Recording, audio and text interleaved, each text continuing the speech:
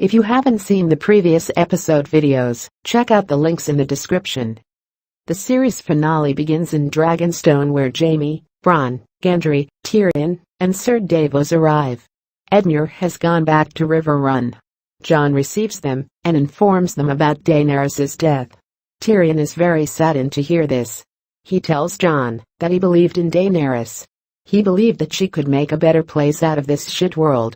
He further asks about what killed Daenerys.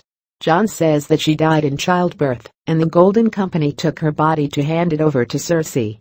This is when they notice a Greyjoy ship landing in Dragonstone. It's no other than Yara Greyjoy. She informs them that she escaped Euron, but lost almost all of her army. Jon asks her about Theon's whereabouts, and she tells him he probably didn't make it out alive when the dead arrived. In King's Landing, probably the most infuriating and depressing scene of the series is shown. Daenerys' body is hanging from a wall. The people of King's Landing throw shit at her body and mock her corpse.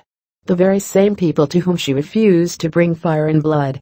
Arya and the Hound are still in King's Landing in an alehouse. They hear that Euron is king now, and that King's Landing will probably face another attack by his enemies. Arya wants to help Jon and fight with him, but the Hound thinks he's done with that shit for now. Arya says she doesn't care what the Hound does, but she'll stay to fight alongside her brother. The Hound eventually agrees to stay with her and help Jon. We then see Euron Greyjoy speaking with the commanders of the Golden Company in the throne room. He thanks them for bringing the body of the Dragon Queen to him, and says that it's a shame they didn't bring her alive. He says that he would have fucked her if they had brought her alive. Euron Greyjoy expects that a reckoning is coming from the king in the north, and that they should strike first. Euron commands the new maester to send a raven to every kingdom, and tell all of the great lords to either swear fealty to him, or get ready for war. Jon, Jaime, Bronn, Tyrion, Jorah, Sansa, Gendry, Davos, Missandei, Samwell, and Yara are present at the war council. Jaime is convinced that Euron is behind the murder of Cersei. Yara agrees with Jaime. Davos states his opinion that this madman shouldn't be ruling the Seven Kingdoms and they should fight back with everything they've got. Gendry also expresses his hatred toward Euron as he has taken the Baratheon seat of Storm's End away from his deceased family. Tyrion and Jaime want to use the Lannister army to fight Euron. Tyrion also thinks that they should convince Daenerys' remaining loyal men to keep fighting for Jon and Dany's offspring. So we have the North, the Lannister army and the remaining Dothraki, Unsullied, and Drogon fighting for them. Later, Samwell addresses Jon's parentage to the council. But Jon doesn't want Sam to tell them about this. Jon clearly states that he never wanted to become a king. It's Davos who vouches for him. He tells the others that Jon is their last chance to save the people of Westeros from Euron Greyjoy's dirty hands, and he believes that Jon would make a good king. The others agree with Davos and Jon accepts his newly acquired position eventually. After the war council, Jon talks with Sansa. Sansa is confused with Jon's parentage and finds it difficult to believe that her father lied to his family. Jon asks her to take care of the North and of Winterfell, as she's the heir of Winterfell now. She agrees and tells Jon that she was planning to leave Dragonstone anyway. The two share a hug before parting ways. Missandei informs Jon that the old woman has come to visit again. Old Melisandre tells Jon that she's ready to pay for her sins and reveals her identity. She tells a shocked audience that she's done her part and that the prophecy has come true. Davos asks to have the witch killed at last. Gendry agrees with Davos. Missandei mentions that she tried to convince Daenerys to have her baby sacrificed to the Lord of Light. Jon proposes to hang Melisandre, but Melisandre asks him to have her killed by fire because it's the purest form of death. She's executed outside of Dragonstone, killed by Drogon's fire. In the next scene, ships start to leave Dragonstone to sail for Blackwater Bay. Tyrion, Missandei, Davos, Samwell, and baby Lyanna stay in Dragonstone. Jorah, Gendry, Jaime, and Bronn are seen boarding the ships. Jon asks Tyrion and Missandei to take care of Lyanna if he doesn't come back. Jon also says goodbye to Samwell and thanks him for always being loyal to him.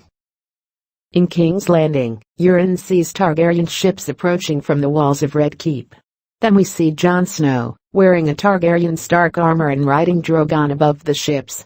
Euron brings forward the scorpions that were redesigned on his orders. Lannister army first lands ashore and starts to invade King's Landing. The Golden Company guards the city walls. Two commanders of the Golden Company are riding elephants. The elephants tread on several Lannister men. Then we see the Northern Army and the Dothraki joining the Lannister army. Jon and Drogon join the fight and Drogon sets one of the commanders together with the elephant on fire. The elephant stresses out and kills some men unknowingly before being burned to a crisp. Yara gives the best of herself with her axe and Gendry with his hammer. Euron commands his men to take down Drogon with the scorpions. He has 3 of them. At first they seem to fail to do so, but then Drogon gets hit twice in his right wing, prompting him to land. The Lannisters, Starks, and Dothraki fight ferociously and manage to break through the city gates. Jon tries to flee with Drogon to the dragon pit because he sees that Drogon is hurt and can't fly properly anymore. Arya sees Drogon flying towards the dragon pit. Meanwhile, the Hound also joins Jaime, Bronn, and Jorah. Gendry and Yara decide to fight their way to the Red Keep, where they think Euron is hiding himself right now. Euron actually commands his men to go to the dragon pit to destroy the dragon together with Jon Snow. Bronn and Jaime see Euron with the Golden Company going towards the dragon pit. Jaime starts to realize that Jon is in danger. He's the only one besides Tyrion who knows that there's wildfire left beneath the dragon pit. If Drogon tries to breathe fire there, the wildfire could destroy the whole dragon pit with everyone and everything in it. Arya and Nymeria enter the dragon pit to see Jon caring for Drogon's injuries. Jon tries to remove the spears out of Drogon's wings. He is surprised to see Arya there and asks her to leave King's Landing immediately. Arya doesn't want to leave Jon. Arya fondles Drogon and comments that she used to dream of riding a dragon when she was younger, looking up to the tales of the Targaryen warriors. Jon smiles but strongly implores her to leave the dragon pit. They both share a hug before Arya decides to listen to Jon and leave. She's clearly upset to leave Jon. Meanwhile, Yara and Gendry are inside the Red Keep, but find out Euron has escaped to the dragon pit, much to Yara's annoyance, because she wants to finish her uncle. Euron arrives in the dragon pit and starts to fight Jon Snow. Jaime hastens to the dragon pit, together with the Hound, Jorah and some Lannister men, to get Jon out of there. Euron almost manages to kill Jon Snow, but it's Jaime who suddenly stabs him from behind, mortally wounding him. Jaime tries to get Jon out of the dragon pit, while Jorah and the Hound fight the remaining sellswords. Men of the Golden Company keep throwing spears at Drogon, and it's obvious that he's dying. At one point, Drogon unknowingly unleashes his fire, causing the dragon pit to tremble. Jaime realizes that Drogon has caused the wildfire to ignite beneath the dragon pit. He tells Jon to run for his life.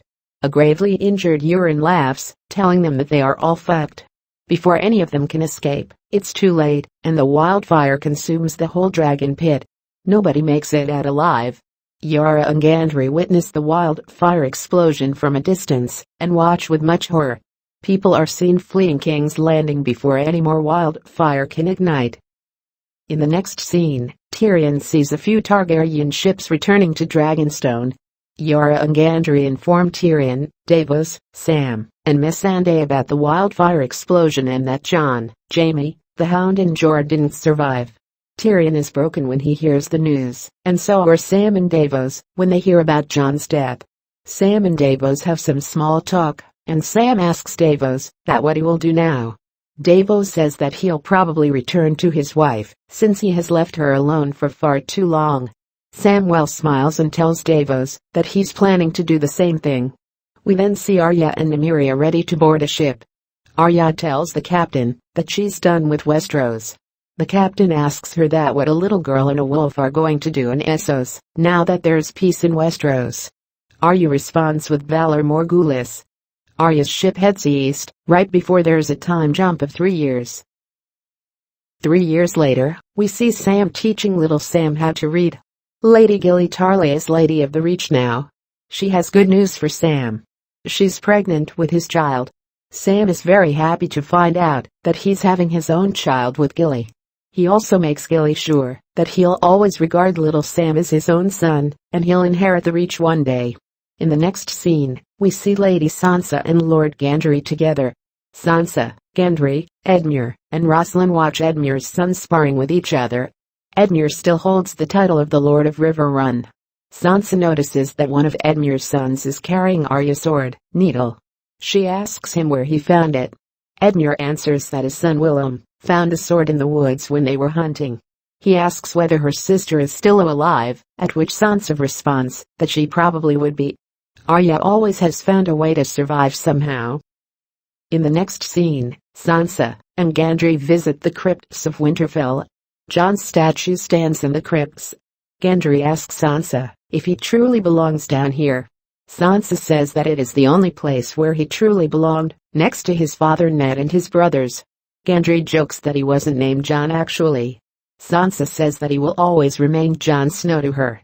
Sansa says that she has a lot of responsibility now, as she's the lady of both Winterfell and Vale. She asks what Gendry will do with Storm's End, now that it's unoccupied. Gendry says he's planning to go there, as soon as he is acknowledged a true Baratheon by the King Regent. And then we get to see the King Regent and hand of Queen Lyanna Targaryen, Tyrion Lannister. Tyrion watches as Missandei reads a book to Lyanna about the tales of Rhaenys and Visenya Targaryen, before she goes to sleep. Lyanna asks if her mother also rode a dragon and Missandei answers that she was quite a warrior. In the next scene, Tyrion and Missandei are in bed with each other. They talk about Lyanna, that she's not the most easygoing child. Tyrion says that she's quite good at brooding as well. Missandei laughs and says that he shouldn't have expected otherwise with Jon and Daenerys as her parents. Tyrion tells her that she's doing an excellent job in educating Lyanna, and the two start to have sex with each other. The last scene with Tyrion is one with Lyanna on the giant map of Westeros. Tyrion tells Lyanna that she will rule the Seven Kingdoms one day. He explains that the North and the Vale are currently ruled by Lady Sansa Stark, the only remaining Stark, and that she's married to Lord Gendry Baratheon, Lord of the Stormlands. The Riverlands are ruled by Lord Edmure Tully. Tyrion himself is in charge of Casterly Rock at the moment, but the castle is left unoccupied still. The Reach is ruled by Lord Samwell Tarly, son of Randyll Tarly. The Iron Islands are ruled by Yar Greyjoy. Lyanna asks about Dorne, to which Tyrion answers that it is now ruled by one of Oberyn's daughters, who is married to a man who has always dreamt of owning a castle and having a fine young lady. Now he has both of them. Tyrion and Lyanna walk towards the Iron Throne. Tyrion warns Lyanna that the Game of Thrones isn't a child's play. But of course, she'll never have to deal with it alone, because he'll always be there for her. Last shot is Lyanna and Tyrion staring at the Iron Throne. The series ends with a scene in the far, far north, in the lands of always winter. A single White Walker, who somehow isn't dead, rides and brings the body of Bran Stark to an altar. Remember that the White Walkers stabbed Bran in episode 2. He was stabbed in the heart with dragon glass. The White Walker performs a certain ritual and Bran opens his eyes. They're bright blue. The White Walker puts a crown on Bran's head, and the altar slowly freezes with ice. Winter is coming. If you liked this video, please share it. Also, don't forget to press that red subscription button below.